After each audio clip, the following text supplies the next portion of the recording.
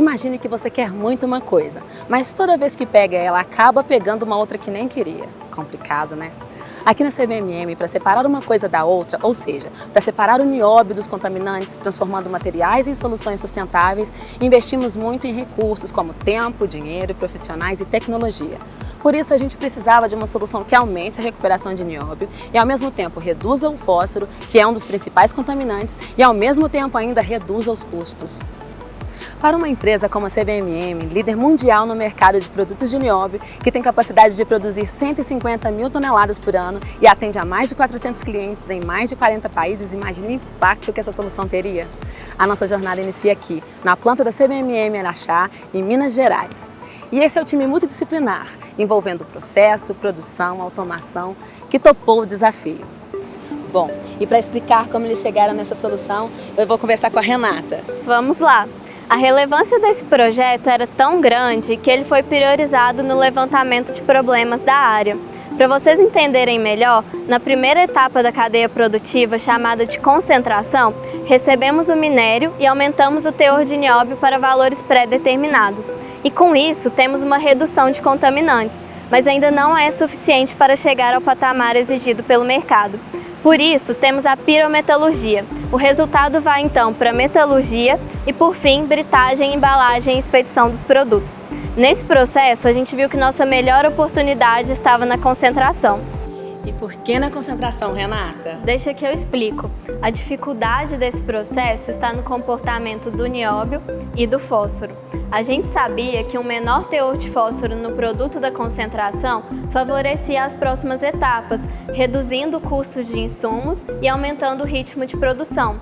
Mas para reduzir o fósforo na concentração, temos um impacto em recuperação do nióbio, o que leva a um aumento de custo de produção. Ok, vocês sabiam onde iam atuar, mas parece que esse desafio é ainda maior do que quando vocês começaram, né? Sem dúvidas. Para tornar tudo isso ainda mais desafiador, houve em 2021 um aumento da demanda de clientes por produtos com mais baixo fósforo, um aumento do custo do insumo usado na etapa posterior à concentração e haveria um aumento do teor de fósforo no minério que a gente recebe da mina. O desafio estava posto. Em um projeto assim, a primeira coisa a fazer é definir o indicador. Eles escolheram a relação de redução no teor de fósforo, que é o teor de fósforo do concentrado de nióbio dividido pelo teor de fósforo no momento da alimentação da usina. Além desse indicador, eles usaram o IRG, que é o Índice de Recuperação Global. Bons resultados desse indicador garantiriam uma melhor recuperação com os mesmos parâmetros de fósforo. Para a relação de redução, como você vê neste gráfico, a média dos dados obtida foi a relação de redução de 0,56 e um benchmark de 0,34. É uma avaliação estatística, o indicador não seguia uma distribuição normal, mesmo com tentativas de transformar os dados e apresentava uma ampla variação.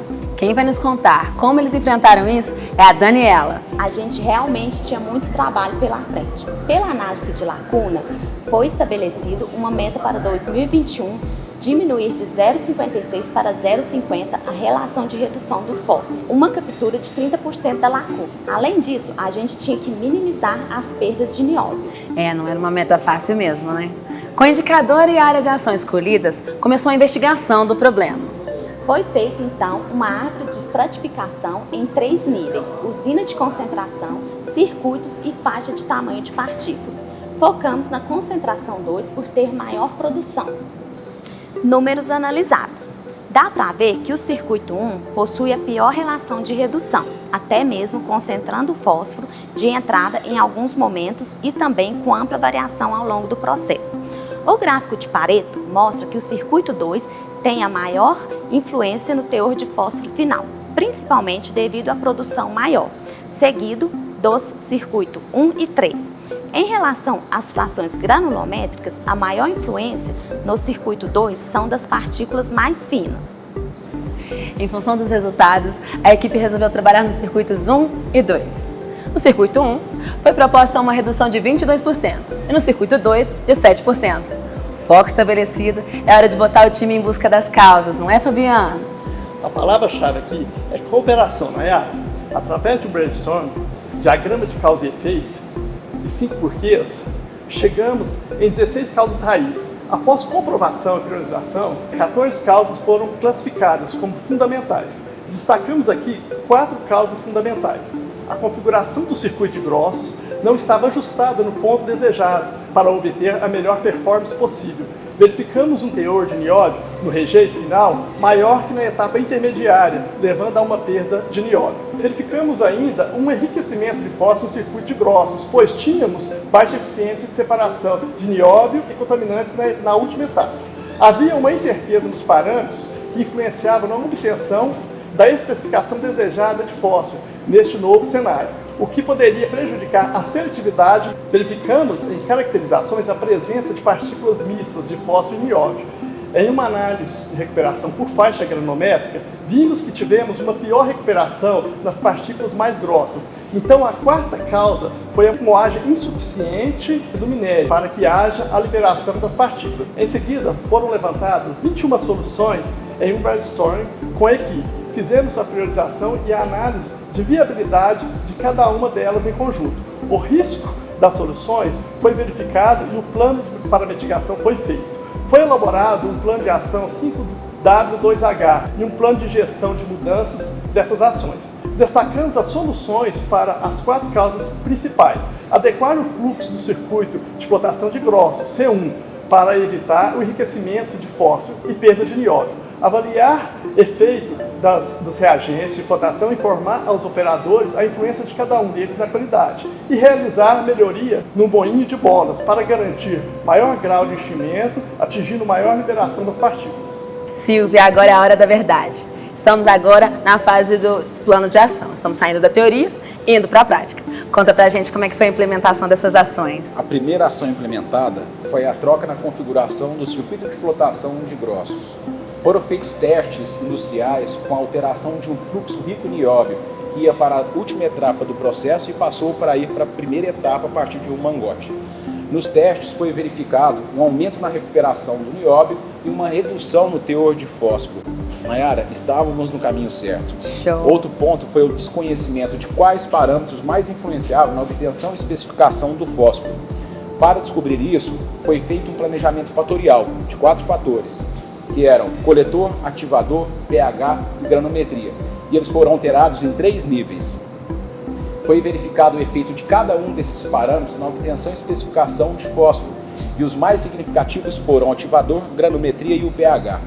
Foi avaliado também o efeito de interação de cada parâmetro, com isso foi possível realizar um ajuste de dosagem de reagentes e, além disso, aumentamos o grau de enchimento dos corpos moedores do moinho de bolas com a implementação de um anel de retenção.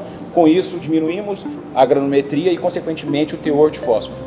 Antes da Renata contar pra gente se com a implementação das ações eles atingiram os resultados do projeto, conta pra gente, Catulino, como foi participar de um projeto desse porte na CBMM?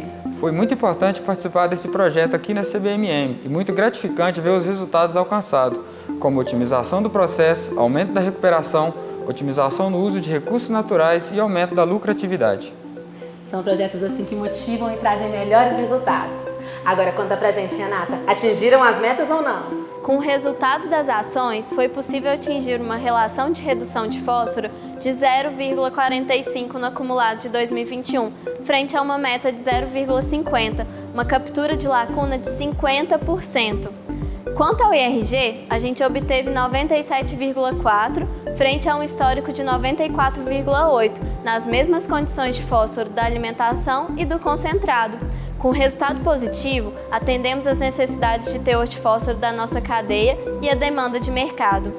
Outros ganhos foram os ambientais, com a otimização do aproveitamento do bem mineral e, consequentemente, um aumento de vida útil da barragem. Até na moral da equipe houve uma melhora, a gente está bem mais integrado agora.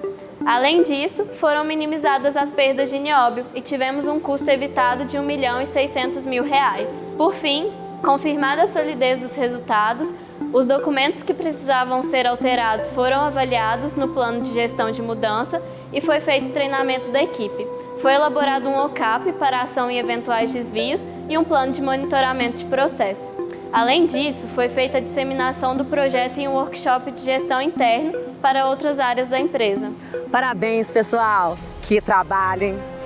Gente, eles conseguiram mais nióbio, menos fósforo, maior produtividade a um custo menor. E isso é trabalho em equipe e método. Obrigada, CBMM. Obrigada, OBQ.